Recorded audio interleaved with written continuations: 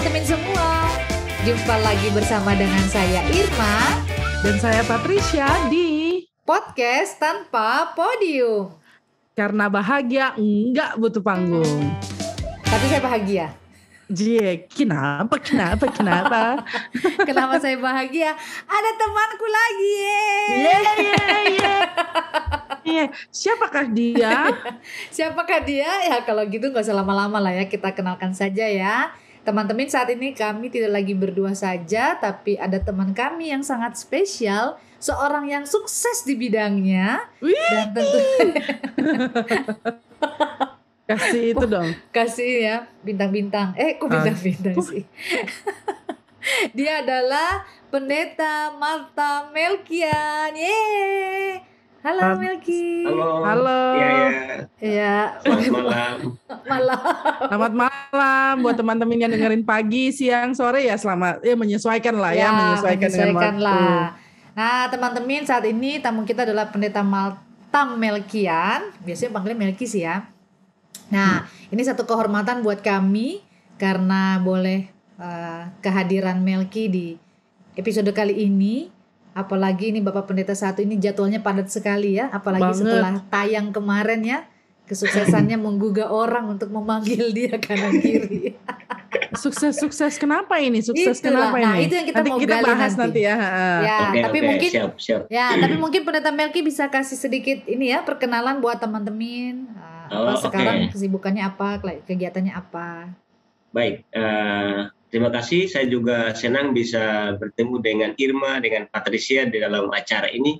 Saya juga sangat bahagia malam ini bisa berjumpa dalam acara malam ini. Baik, saya Pendeta Martha Melkian. Sebelumnya saya melayani di jemaat di salah satu jemaat Bon Muti di Amphoang, daerah yang cukup sulit, jauh dari komunikasi, tidak ada signal, tidak ada listrik, jangkauan transportasi jalan juga susah. Akses kesehatan juga terbatas, jadi kalau ada di tempat pelayanan saya harus naik kuda 8 jam. Jadi kalau kuda beneran kuda ya Kak ya? Saya harus naik kuda 8 jam dan di atas gunung kuda bilang, Pak Pendeta kita gantian. Capek kudanya pikir saya. Oh dia bilang ya? Iya, kudanya capek, pikir mau Pendeta 8 jam capek. Jadi saya cukup lama melayani 10 tahun, kemudian saya dipindahkan lagi ke jemaat yang baru di jemaat Bonamhuni Starba, Klasis Amarasi Timur, masih di gereja Masih Injil di Timur. Dan di sana lagi saya tidak punya sinyal. Memang saya selalu ditempatkan di daerah yang tidak ada sinyal. Rupanya supaya lebih banyak berdoa. Kasihan. Aduh, luar biasa tapi ya. Kalau melihat situasi pelayanan ini, ya kita pernah juga pelayanan di tempat seperti itu ya. Kita namanya kan Pospolkes ya kalau di kami. Tapi jauh lah. Gak nyampe naik kuda lah. Astaga. Tapi jadi memang kalau di gereja-gereja kota tiap kali sidang jemaat harus cari kasih pendetanya motor atau mobil. Kalau kami selalu bahas beli kuda tiap tahun. Oh, kontekstual sekali ya permintaannya ya. Iya, soalnya memang sih waktu badai-badai kemarin itu kan kita sibuk nyari kan. Betul. Ini memang terkenal loh, sampai banyak orang nyari. Angkatan kami juga nyari non. Iya. Terus ada teman yang Devi yang pernah juga di sini teman-teman ya. Sampai sibuk dia nyari kemana-mana gitu. Kak jauh sekali tempatnya dan lain sebagainya. Aduh. Tapi tanpa signal sekalipun kiprah pelayanannya Kak Melki ini di mana-mana loh. Tersebar di pulau-pulau kayaknya. Lagunya itu kita lagi pertanyaannya soal itu, kok bisa ya nggak ada signal tapi kok bisa tersebar ya usia.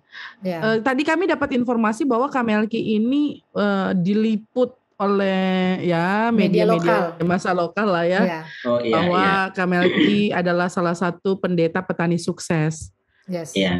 Apa indikatornya Kak? Bangga. Jadi, tapi kok bisa?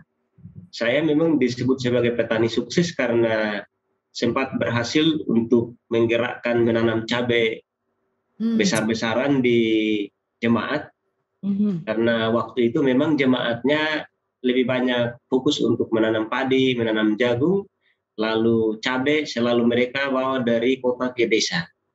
Dan saya melihat bahwa harusnya dari desa kita bawa hasil dari desa ke kota, bukan dari kota ke desa. Kehidupannya agak aneh menurut saya. Betul. Lalu saya memulai dengan menanam cabai. Memang awalnya saya dianggap sebagai pendeta yang gila.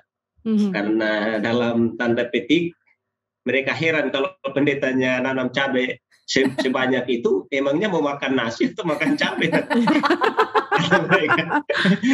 Tapi saya berhasil mendorong mereka melatih mereka menanam, kemudian memelihara sampai berhasil, sehingga di tahun 2015 kita berhasil untuk bisa menyuplai cabai dari desa ke kota. Sehingga keberhasilan itu membuat pemerintah Kabupaten Kupang memberikan piagam penghargaan kepada saya sebagai petani sukses nomor 1 di Kabupaten Kupang.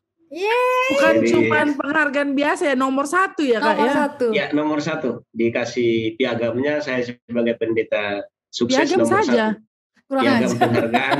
Ya uangnya kan saya nggak perlu sebut ya. Iya. Saking penasarannya mereka sebut juga. Ada. Kira cuma piagam, ternyata ada. Bagus Kak, bagus. Aku sangat kurang ajar. Jadi masih kok piagam doang gitu ya. Ini udah bersusah payah loh. Iya. Jadi yang berikut itu bahwa setelah kami menanam itu jemaat kemudian melihat bahwa keberhasilan itu bisa membuat mereka juga untuk menanam. Jadi jemaat juga kemudian menanam secara besar-besar dan banyak yang berhasil. Banyak yang berhasil juga menanam dan bisa membangun rumah, ada yang bisa beli motor dan lain-lain. Jadi memang kehidupan jemaat yang sulit, tapi kami belajar bahwa sebenarnya tidak perlu kita berpikir soal kesulitan, tapi kita selalu berpikir jalan keluar dari kesulitan itu. Dan benar itu ya teman-teman. Ya. Jadi kemudian ya saya masih bicara soal kenapa saya disebut petani sukses, bukan sukses saja secara pribadi bahwa bisa berhasil mengirimkan cabai-cabai itu, tapi bahwa bisa mampu menggerakkan. Jadi suksesnya bukan itu saya, tapi mampu menggerakkan banyak orang untuk ikut bertani. Itu sebenarnya yang membuat saya disebut dan ya agak tenar lah di mana-mana karena jadi viral. Dan itu dikasih viral sama dari pemerintah Kabupaten Kupang. Mereka survei, artinya mereka melihat kembali ke daerah itu yang tadinya tidak bisa menghasilkan sesuatu sekarang menjadi penghasil cabai. Lalu dari situ jemaat juga berhasil mengirimkan cabai di daerah-daerah tetangga yang juga tidak menanam. Lalu ada lagi ya? Cerita aja. Cerita aja. Pokoknya supply cabai, jadi pemimpin yang memengaruhi, menggerakkan. Lalu selain itu saya berhasil menggerakkan jemaat untuk membuka sawah-sawah tada hujan karena curah hujan di sana itu cukup tinggi. Jadi membuka lahan baru untuk sawah itu secara besar-besar ikut menggerakkan. Lalu juga salah satu komoditi yang sekarang cukup tenar sekarang ini jadi primadona itu porang. Tanaman ekspor yang sekarang diekspor ke Cina, Jepang, Korea, dan bahkan diminati negara-negara Eropa. Itu juga kami melakukan budidaya di jemaat itu, dan sekarang ini yang berhasil untuk wilayah Kabupaten Kupang jadi penyuplai terbesar dari daerah itu. Karena awalnya juga sama. Saya tanaman ini kan ada di hutan. Kemudian saya bawa tanam di kebun, jemaat bilang, "Gak perlu capek-capek nanam, bisa kita ambil saja di hutan." Saya bilang tidak, kalau di hutan bisa habis, jadi kita bawa untuk kita budidaya. Dan ternyata belakangan ketika harga semakin tinggi, maka daerah itu yang menjadi penghasil terbesar untuk orang. Itu mereka bisa berhasil. Jadi sebetulnya ketika bertanya tentang visi misi, maka visi misi saya itu hanya sederhana saja. bisa membuat jemaat itu hidup sejahtera, kemudian mati masuk surga. Ya, kan kalau kasihan kalau jemaat hidup miskin lalu mati masuk neraka, sayang sebenarnya. Betul, so miskin di dunia masuk neraka. Sederhana tapi orang ini sering nggak pikirin ya. Jadi kita di bumi kita bahagia, kemudian kita bahagia juga di surga. Betul, Amin. betul. Ya. Jangan damai sejahtera di surga saja. Ya, jadi untuk mencapai itu dengan menggerakkan jemaat untuk bercocok tanam secara baik, secara profesional, secara modern, itu gerakan di kampung. Lalu memang ada soal lain, misalnya kami jemaat-jemaat di kampung, ya jujur, ketika kita berada di jemaat-jemaat yang seperti itu, memang kita sangat kesulitan, karena kalau jemaat-jemaat yang agak dekat kota, ya pendapatan mereka besar, tapi kalau kami di desa, kita hidup dengan yang ada. Jadi misalnya waktu lalu kita di Gemit misalnya dikirimkan slip gajinya sekian. Ya sampai di jemaat kalau misalnya mereka tidak mampu bayar, ya mereka mampu bayar berapa, ya itu sudah. Kan nggak bisa kita paksakan. Ya. Oh, enggak sentralisasi gitu Kak ya? Ya sentralisasinya gajinya kan iya. Nanti kan kita dibayar, tapi misalnya ada tunjangan-tunjangan yang harus dibayarkan kepada jemaat itu memang kadang-kadang tidak sesuai dengan surat keputusan sinode.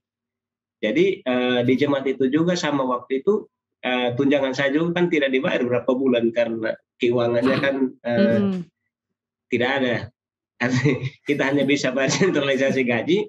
Dan kemudian saya melihat bahwa semua potensi yang ada di jemaat ini kalau bisa digerakkan secara bagus, saya kira bisa bisa menolong.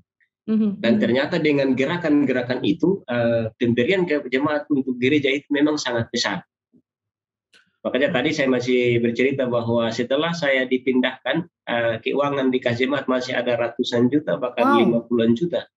Kita masih ada di jemaat. Emang gila. Ya. Emang. Makanya kalau tadi saya bilang dulu ketika saya menanam cabai, mereka bilang saya pendeta yang gila. Setelah lihat keberhasilan itu, mereka yang kembali jadi gila-gila.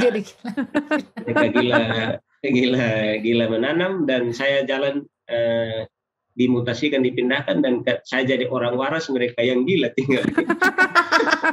Jadi gilanya nular juga ya. Gila masal. Tapi nggak kapok begitu ya, nggak kapok begitu. Tiba-tiba sekarang pindah pelayanan ke daerah yang kurang lebih sama, nggak kapok? Saya sih mikirnya sederhana saja.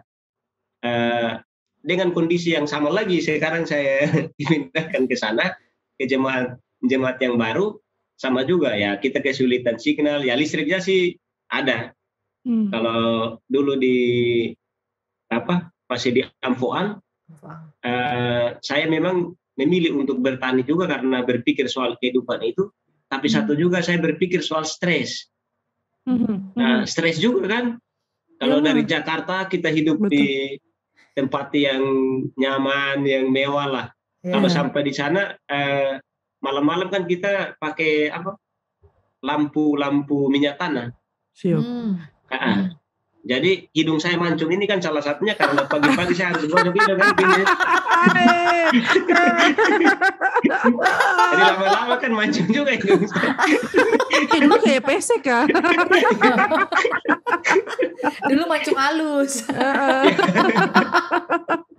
Jadi pagi-pagi bangun tidur itu saya harus kasih beres hidung, tapi itu untuk bisa menghilangkan rasa stres, karena kan kita hidup jauh dari semua keramaian. Jadi saya berkunjungan jemaat secara teratur, artinya mengunjungi jemaat yang sakit. Saya lupa karena memang waktu di jemaat itu saya juga harus urus orang-orang sakit juga. Selain urus pertanian, saya urus orang sakit. Kalau sakit, puskesmasnya jauh. Kalau bawa orang misalnya sakit parah bisa mati di tengah jalan. Jalannya kan susah. Jadi saya belajar mengobati orang, belajar konsultasi dengan dokter, kemudian saya bawa obat-obatan, saya layani jemaat, doakan, kemudian kasih obat. kasih obat tapi tidak pernah terjadi malpraktek. Jadi selalu berhasil. Jadi puji Tuhan ketika sudah mulai ada puskesmas di sana, jemaat tidak percaya bidan-bidan desa, mereka lebih percaya saya dibanding bidan-bidan desa. Ini jadi gila betul. Mereka bilang kalau ke puskesmas itu tidak sembuh, nggak bisa sembuh, tapi kalau ke pendeta cepat sembuh. Salah satunya karena kekuatan doa, kemudian kasih obat.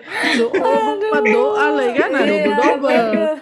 Sudah doa bahkan, lagi, obat-obatan lagi, aduh luar biasa. Bahkan sempat saya merawat anak-anak kecil itu.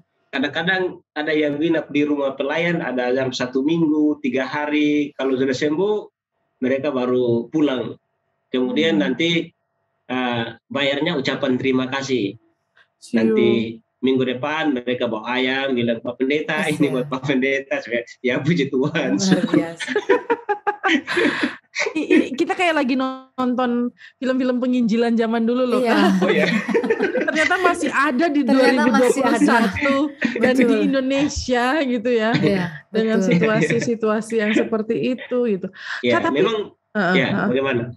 Enggak, maksudnya apa yang ada di benak Kakak sampai maksudnya mau gitu. Kayak tadi Kak Melki kan bilang kita dari Jakarta gitu ya. Berharapnya kan apalagi bicara teologi, Kak Melki juga kan orang senat, dia mau pintar, kritis dan lain. Sampai sana mau bicara teologi sudah. Enggak perlu. Ini kalau sudah sampai di daerah, kayaknya bahasa Ibrani juga nggak laku ya. Nggak nyesel Kak belajar Yunani. Bahasa Yunani kayaknya nggak laku di daerah. Belum lagi ditambah sebagian besar jemaat kan nggak bisa berbahasa Indonesia. Jadi saya harus belajar lagi bahasa mereka dan saya cukup lancar berbicara itu dan kemudian mereka bisa mampu menangkap. Oh memang beda ya Kak Melki? Maksudnya bahasa di sana dengan bahasa aslinya Kak Melki beda? Kami bahasanya berbeda.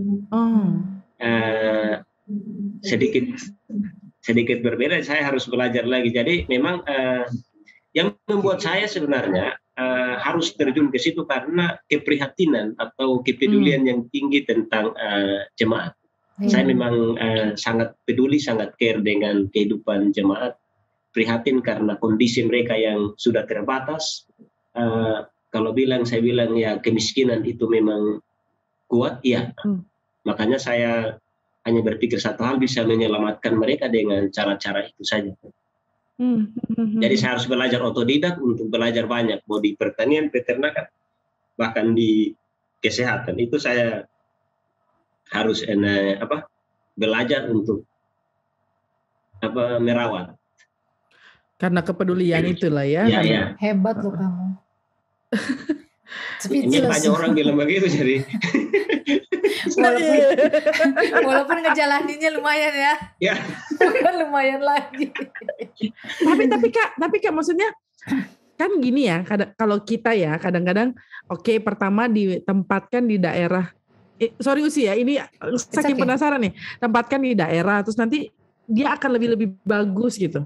Oh iya. Kita kan nggak marah Kak ketika dimutasi di tempat yang 11-12 dengan situasi awal begitu. Ini kayak, ini maksudnya apa ya? Kok gereja sinode nggak memperhatikan gitu kan? Kadang-kadang apa nggak berpikir seperti itu atau bagaimana? Kan? Ya, saya pikir sinode berpikir yang baik. Tapi saya belajar satu hal bahwa saya hanya percaya saja bahwa kalau misalnya saya ditempatkan di tempat itu, saya tahu bahwa Tuhan lebih tahu dari yang kita tahu. Itu yang pertama saya belajar bahwa Tuhan lebih tahu dari yang saya tahu dan Tuhan lebih tahu dari yang sinode tahu.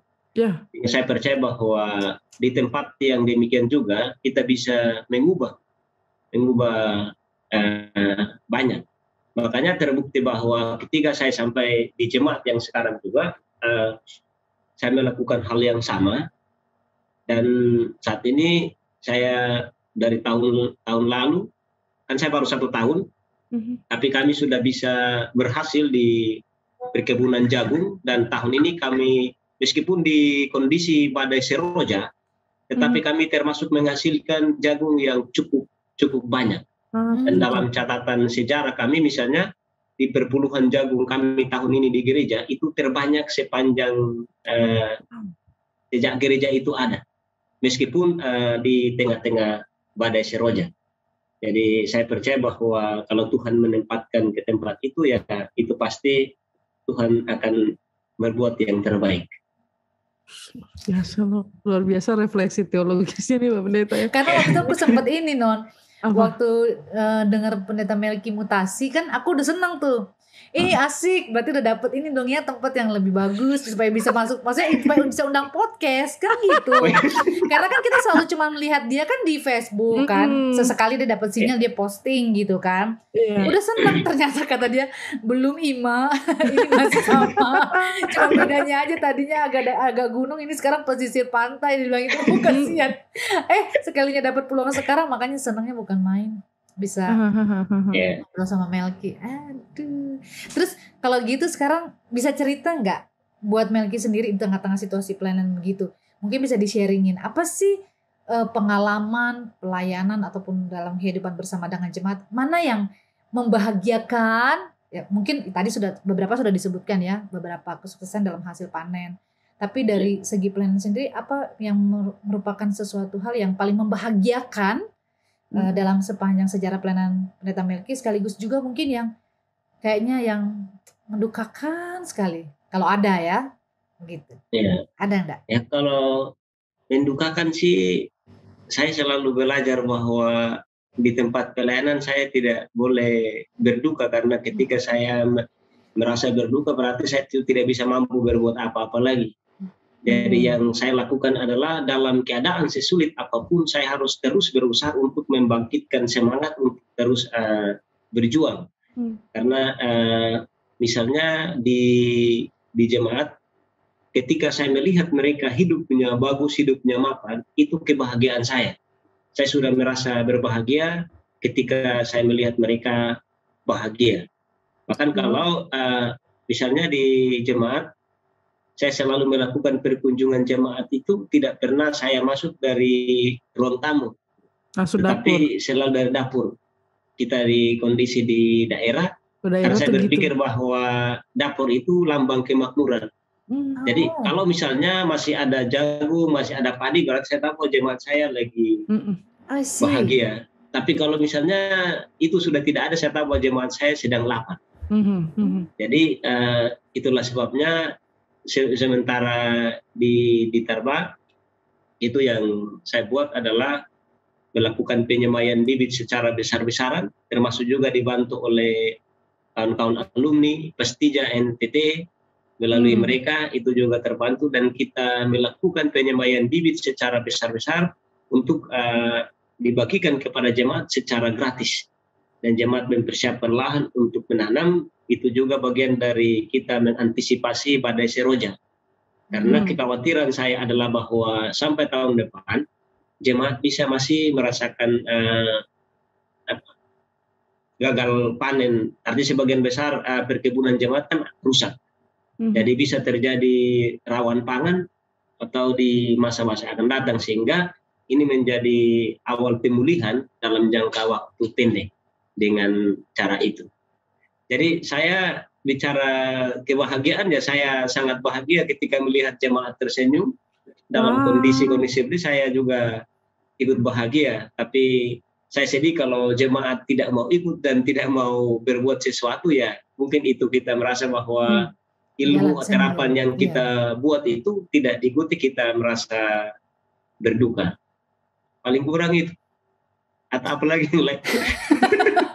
Jangan tunggu. Apa ya? Tapi berarti fokus Melki itu jemaat banget ya, karena kalau ditanya kesan dalam pelayanan kan semua tergantung jemaat. Ada nggak tentang diri sendiri gitu loh Mel?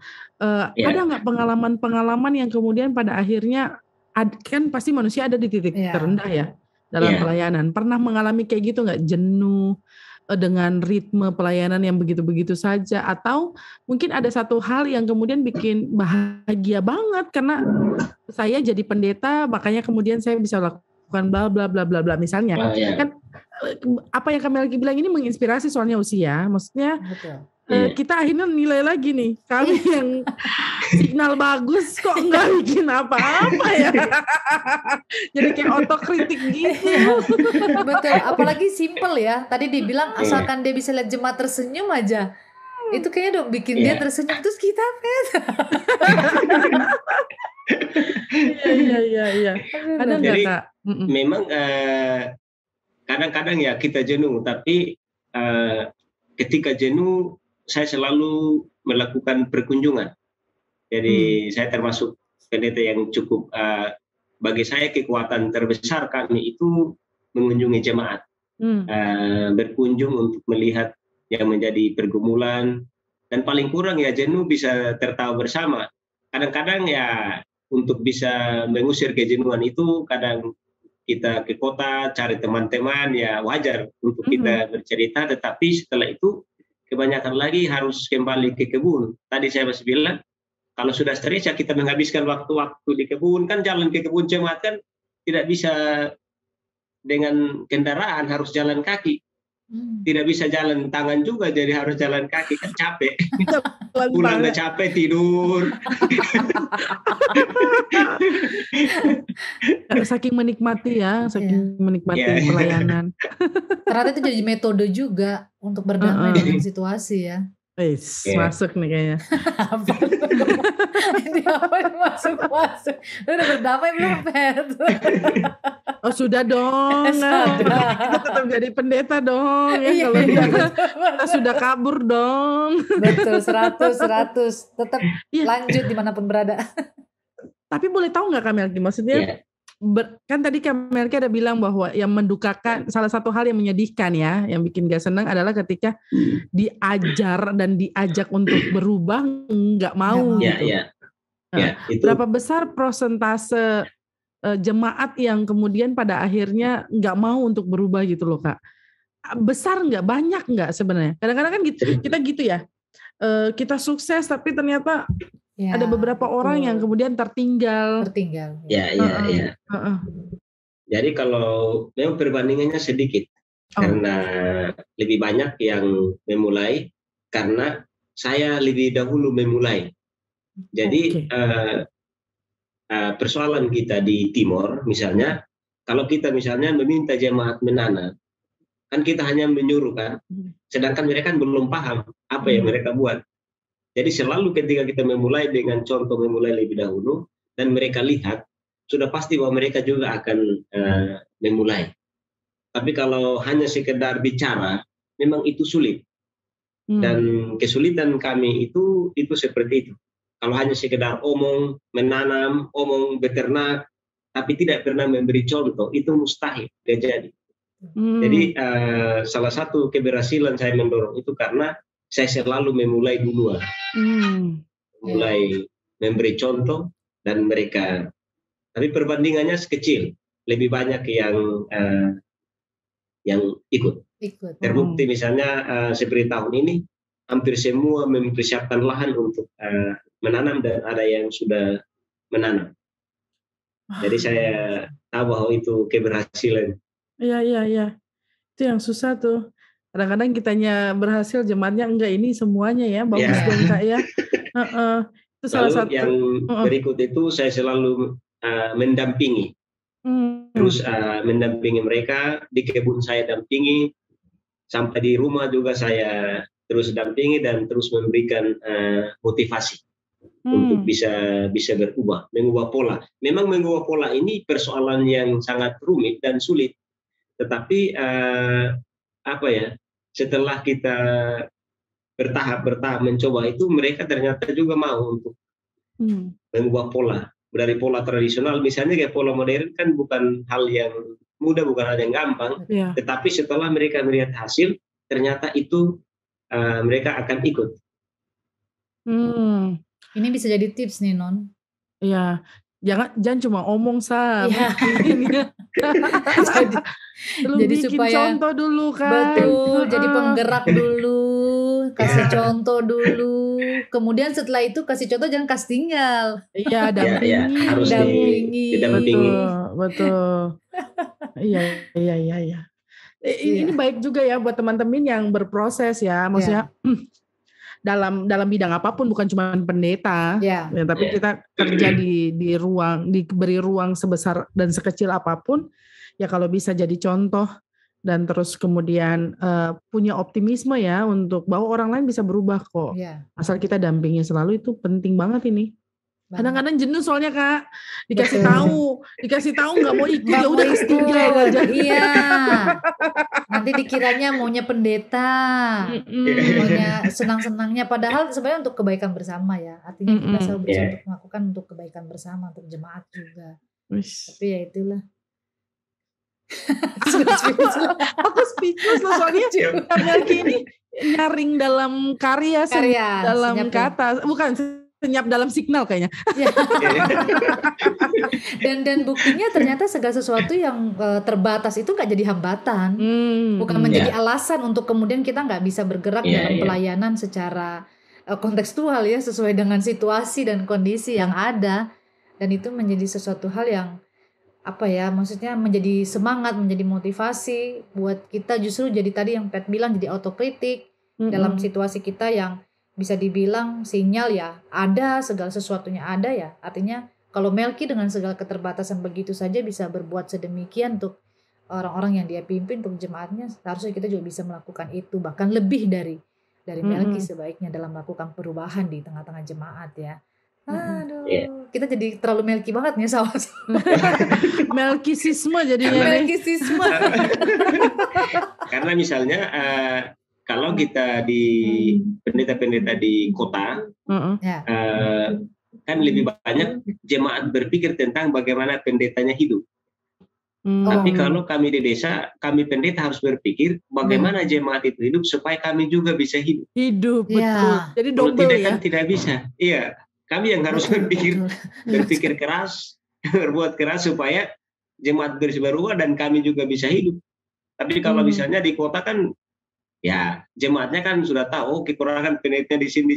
Tapi kalau di kampung-kampung kan dengan kondisi yang penuh terbatas, kami yang harus berpikir ya, bersyukur ya saya banyak berpikir tentang mereka, apalagi di kampung dengan notabene kita mayoritas berpendidikan hanya Kaluna di Ampuang, sebagian besar kan tidak sekolah, hanya sekolah SD.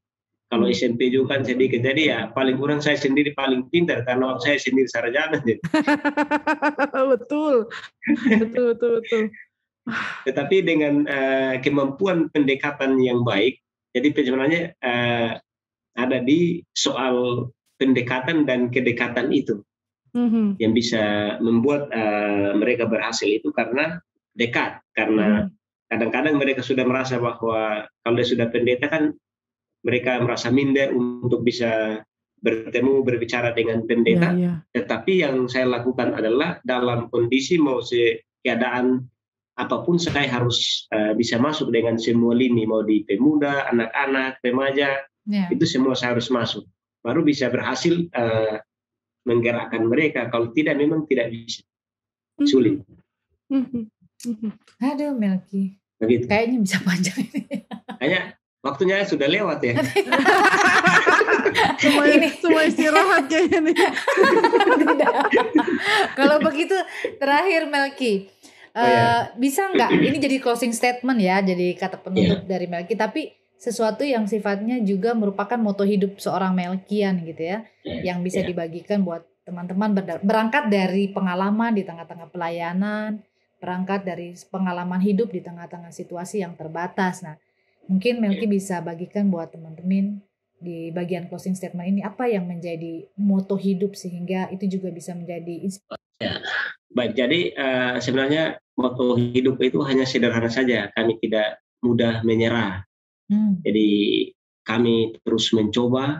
Kalau gagal kami mencoba sampai kami berhasil. Tapi kata menyerah memang tidak ada dalam hidup kami. Kami terus berjuang dan tidak pernah ada kata putus asa atau menyerah dalam situasi apapun. Bahkan kami selalu berpikir bahwa kami yang harus menaklukkan keadaan itu, bukan keadaan itu yang menaklukkan kami, tapi kami harus berusaha untuk menaklukkan situasi apapun, keadaan apapun, kami yang harus menaklukkan itu. Makanya saya memang dari awal penempatan itu saya selalu belajar dari Yeremia pasal 29 ayat 7. Usahakan kesejahteraan kota kemana kamu aku buang.